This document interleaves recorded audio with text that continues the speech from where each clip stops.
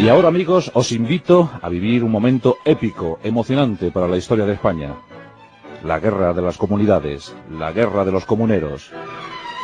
El siglo XVI hervía. Habíamos conquistado América, habíamos llegado a América. Pero desde Europa nos llegaba un emperador, o alguien que estaba dispuesto a ser emperador del Sacro Imperio Romano Germánico. A principios del XVI se gestó la última revolución medieval, pero también la primera revolución moderna, o como dicen algunos, la primera gran revolución constitucionalista. Los comuneros comenzaban a cabalgar por los campos de Castilla. Las dos mesetas eran su actuación, eran su campo de batalla. Y se rebelaron ante el poder que llegaba del extranjero. En 1516 había fallecido Fernando el Católico. Y ya por entonces el reino estaba algo deteriorado, algo resquebrajado. La economía no iba nada bien, nada boyante.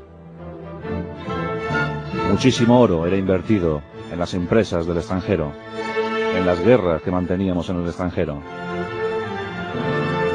Y llegó un regente, el cardenal Cisneros, que no hizo sino preparar la llegada del nieto de Fernando el Católico.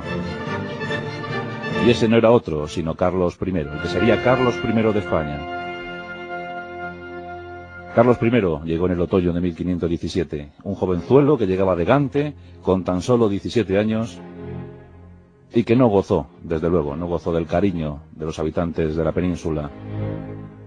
Por aquellos tiempos, en España, había aproximadamente unos 7-8 millones de habitantes. Miramos los censos, miramos documentos, y es difícil precisar la población de entonces, pero vamos, podemos establecerla entre los 7 y los 8 millones de habitantes. Por tanto, nos encontramos con un país claramente despoblado, y por si fuera poco, fuertes flujos migratorios hacia América. Como os podéis imaginar, la situación económica era muy precaria, bastante precaria, y por si fuera poco, el comercio exterior no era muy boyante. La lana era la gran abanderada de nuestro comercio, la empresa textil. Los comerciantes intentaban salvar la situación. Pero llegó Carlos, y Carlos tenía una seria aspiración: ser emperador, emperador de Europa. El poder imperial, el poder absoluto. Y quiere implantar una monarquía absolutista. Y frente a eso, los nobles de la baja nobleza, los burgueses, las capas medias, los estratos medios de cada ciudad, efectivamente la burguesía y en cierta manera el campesinado. La alta nobleza, la aristocracia estaba al lado de su rey. ¿Qué pasaría? ¿Qué ocurriría? Desde luego, la gente de la ciudad, la gente de las diferentes ciudades castellanas, más bien apoyaban la posición del príncipe Fernando. Fernando se había criado en España, había recibido educación española. Pero Carlos no. Carlos no hablaba castellano. Carlos venía rodeado por flamencos. Flamencos que muy pronto iban a ocupar los sitios hegemónicos en la corte española. Ahí estaba Chevré, el consejero real, el infame Chevré. Pero después de la muerte de Chevré, llegaría Mercurio de Gratinara, el canciller, y por supuesto Adriano de Utrecht. Esto además crispó los nervios de muchos, porque Adriano de Utrecht, el flamenco, ocupó el arzobispado de Toledo. Eso era más o menos decir que Adriano era el segundo en importancia en la corte española. Los flamencos, por tanto, ocuparon el poder. Carlos, buscando sus reivindicaciones imperiales, subió los impuestos, estableció subsidios, para poder así comprar la voluntad de algunos príncipes electores. Quería a toda costa ser emperador, y lo consiguió, desde luego. La baja nobleza castellana, los burgueses, los hidalgos, los bachilleres, no estaban dispuestos a consentir eso. España quería ser la primera potencia mundial, pero no a costa de perderlo todo, no a costa de hipotecarnos en Europa. Algo había que hacer. y las exigencias eran muy claras. No a la entrega de cargos a los extranjeros, a los flamencos. No a la marcha irrefrenable de la moneda hacia Europa. Había que mirar con sumo cuidado el comercio de la lana al exterior.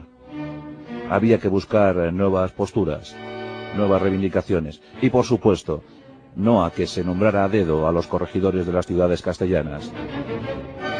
Muchos están dispuestos a la sublevación, y esta se va gestando entre 1517 hasta que terminó la Guerra de los Comuneros en 1522. La situación, como os digo, era bastante tensa. En 1519 llega la noticia. Carlos será nombrado emperador. Esto ya termina por encender a los más sosegados. En mayo de 1520, Carlos I marcha para Aquisgrán. Allí recibirá el cargo de emperador. Será desde entonces Carlos I de España y V de Alemania. Dicen las malas lenguas que a Carlos le interesaba muy poco lo que había en España. De hecho, sus flamencos, los que estaban en el poder, despreciaban a los españoles. No querían saber nada de los españoles. Les consideraban incultos, de escasa formación, mal preparados. Y eso ya sabéis que siempre nos ha sentado bastante mal. Por tanto, una vez se va Carlos I de España, deja como regente a Adriano de Utrecht, al arzobispo de Toledo, y comienza a encenderse la chispa del levantamiento. Y esa chispa llega en Toledo, en la ciudad de Toledo. Allí se encuentra Juan Padilla. Allí se establecen los primeros pronunciamientos comuneros. La ciudad de Toledo era una de las más importantes del país. Juan Padilla se encuentra con su mujer, María Pacheco. La ciudad es muy fuerte. Y aquel estímulo de Toledo empieza a recorrer como la pólvora todas las capitales de Castilla. Y Segovia se incorpora al levantamiento.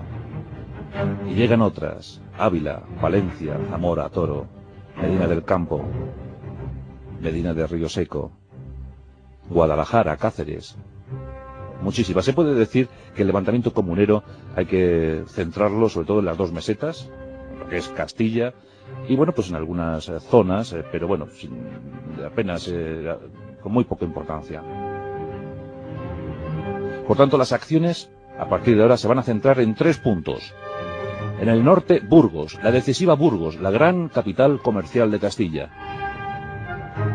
En el centro de Castilla, en torno a Valladolid, tendremos también muchas operaciones militares. Y por supuesto Toledo, que se mantendrá como reducto inexpugnable hasta el 3 de febrero de 1522, en el que caerá. Algunos nobles se suman al levantamiento. Parece que nadie les puede parar.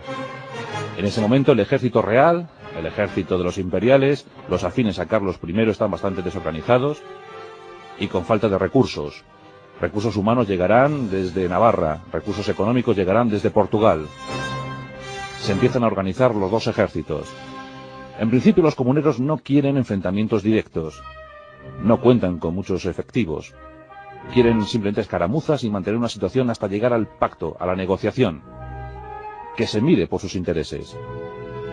Sus derechos están muy claros. Ellos pretenden reunirse.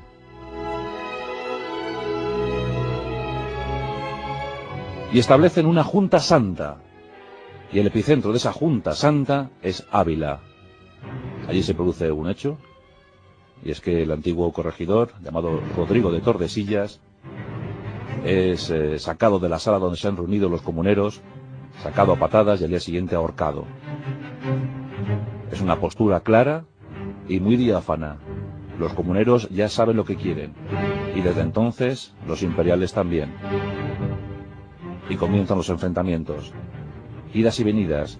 Más ciudades se van sumando. La Junta Santa ya tiene 15 ciudades. Miles de hombres están levantados en armas. Y las batallas están a punto de llegar, desgraciadamente, para todos. Los imperiales toman algunas ciudades.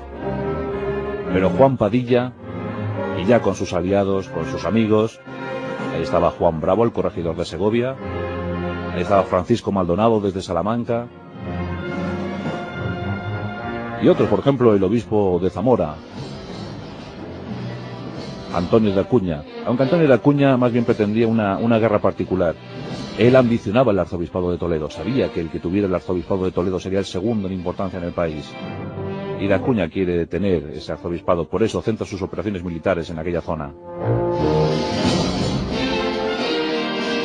El conde de Salvatierra, uno de los pocos nobles que se incorporaron al levantamiento comunero, el conde de Salvatierra hostigó la zona norte, la zona de Burgos, hasta prácticamente el fin de las hostilidades. Idas y venidas, enfrentamientos. Juan Padilla se acerca a Tordesillas, ahí se encuentra Juana, la reina madre. Ahí estaba Juana, la madre de Carlos I. Juan Padilla quiere que Juana sea reina. Y aquí vemos que Juana no estaba tan loca como decían. Juana decidió no asumir eso. Juana no quiso ser reina. Juana desestimó la posibilidad. Y con eso evitó un enfrentamiento cruel y sangriento, un enfrentamiento civil que hubiese dado al traste con la vida de muchos españoles. ¿Decidió bien Juana? Pues la historia nos ha dicho que sí. Aún así, el centro de operaciones pasa a Tordesillas. Los comuneros cada vez tienen más importancia, cada vez son más numerosos. Las ciudades siguen apuntándose. Parece que algo va a ocurrir. Carlos I se encuentra en el extranjero. Y bueno, en principio, viendo que tenía varias sublevaciones, porque además de los comuneros estaban las germanías en Valencia, pues decide bajar los impuestos, pensando que era un simple problema local. Pero no, la cosa era más grande, la cosa era más allá. Los comuneros quieren que los corregidores sean elegidos a propuesta de ellos, que cada alcalde sea elegido por el pueblo. Por eso se dice que es el primer levantamiento constitucionalista, caramba. La Constitución contra la monarquía, contra el poder real. Y por si fuera poco, los campesinos se suman al levantamiento. Esto es difícil para los comuneros porque los altos nobles, los aristócratas, entienden que su poder se ve amenazado. Los campesinos, más que luchar contra Carlos I, luchan contra los señores que dominan los territorios que cultivan. Y esto es grave. Por tanto, los nobles que estaban muy bien preparados y con ejércitos preparados y dispuestos, se suman al esfuerzo de Carlos. ¿Qué ocurrirá? Muy sencillo. En diciembre, los imperiales toman Tordesillas. En una batalla tremenda e impactante, Tordesillas ha caído. Pero llega enero. Los comuneros estaban muy lejos todavía de ser vencidos. Y miles de hombres se preparan para el gran combate. Había una posición que había que tomar. Torrelobatón. Torrelobatón era importante, era vital, era una fortaleza inexpugnable. Pero Juan Padilla logra someter a la guarnición y se hace con Torrelobatón. Y allí se fortifica, allí se prepara. Los imperiales reciben una nueva victoria. Y esa no es otra, sino que el levantamiento de Burgos se ve sofocado rápidamente. Los comuneros no llegan a tiempo para ayudar a ese levantamiento. Y por tanto el frente de Burgos cae estrepitosamente. Burgos cambia de bando. El conde de Salvatierra queda operando por la zona, pero ya muy menguado en cuanto a fuerzas.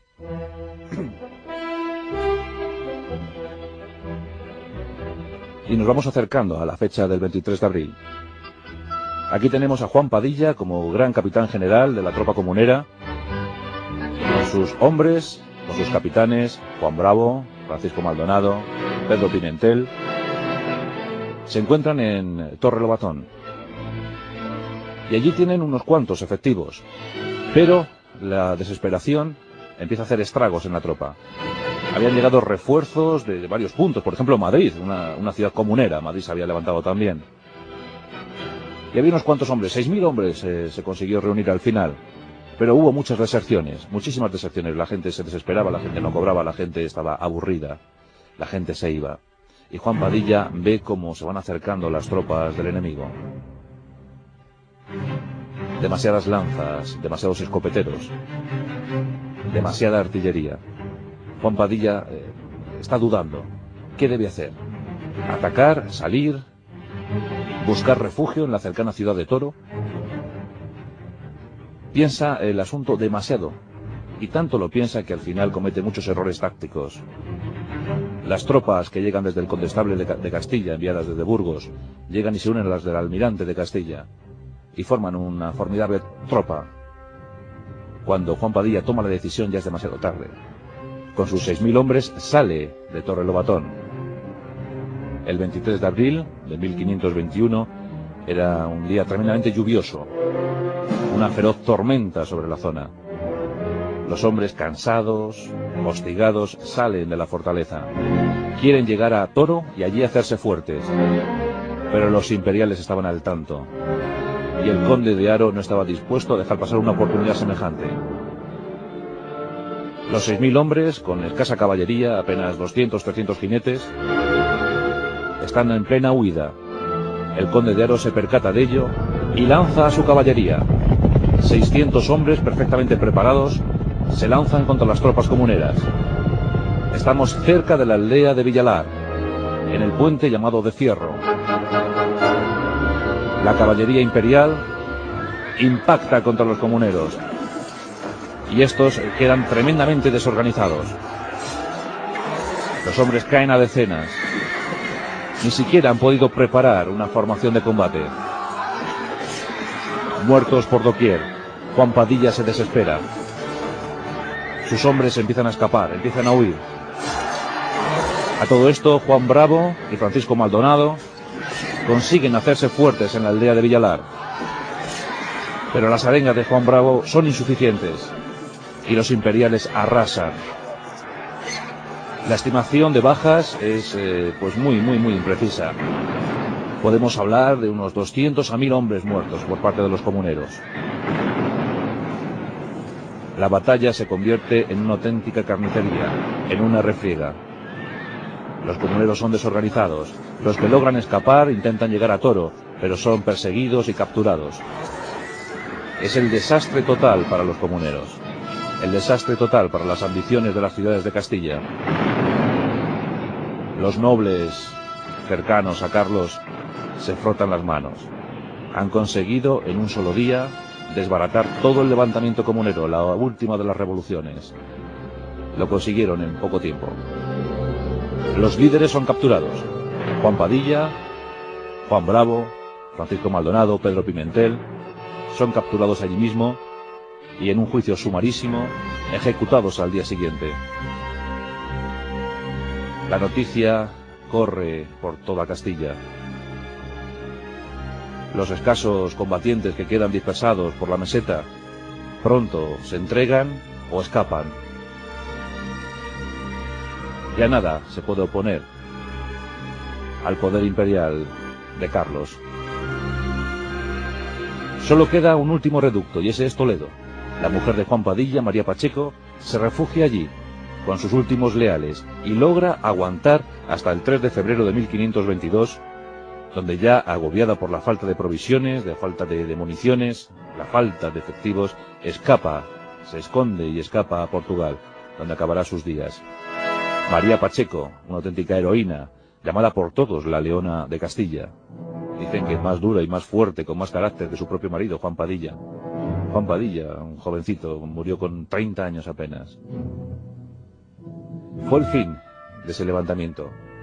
Fue el fin de una aspiración sana y noble. Y también, hay que decirlo, Carlos I de España y ahora V de Alemania, se fijó decididamente en España.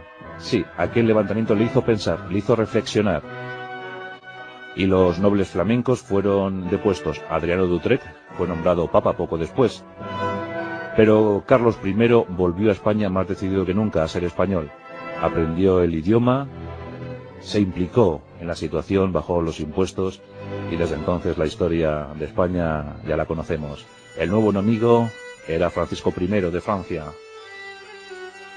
Y sus invasiones en Navarra provocaron que muchos comuneros se rehabilitaran, consiguieran el perdón, marchando a las guerras en Navarra. Muchos fueron perdonados, pero otros 23 líderes fueron ejecutados sin compasión 2 años después. Aspiraban al autogobierno, aspiraban a unas mejores condiciones en los impuestos, querían elegir a sus corregidores, a sus alcaldes, querían que el comercio de la lana fuera justo y equitativo, querían que la riqueza de España no saliera al extranjero a pagar guerras injustas. Nobles ideales, causas que se podían seguir perfectamente. El movimiento comunero supuso un antes y un después. Y desde luego todo lo que pensaba aquel joven rey llamado Carlos se cambió posiblemente gracias al empuje de aquellos hombres, de aquellos héroes. Y desde aquí nuestro homenaje a Padilla, a Maldonado, a Bravo, a Pimentel, Pedro de Ayala, el conde de Salvatierra, luchando hasta el final el hombre con lo que podía. Lo intentaron y de alguna manera lo consiguieron. Las guerras comuneras, el primer levantamiento constitucional.